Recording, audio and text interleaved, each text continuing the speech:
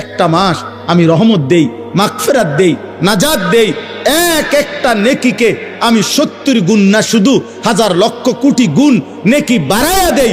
এত কিছু দিয়ে আমি চেয়েছি যেন আমার বান্দা জান্নাতি হয়, মুত্তাকি হয়। তুমি বান্দা কদর করো। আর যদি কোনোভাবেই কদর না করে তো শেষ কথা হলো, মনে রাখবেন রমজানকে যে কদর করে না, রমজানেও যে গুনাহ করে, রমজানেও যে জাহান্নাম থেকে বাঁচার চেষ্টা করে না, রমজানেও যে জান্নাতের আমল করার চেষ্টা করে না, ভাই আমার, ছেলেরা আমার, বাবা আমার, পর্দার আড়ালের মা বোন আমার, সবাইকে এই শেষ কথা বলি।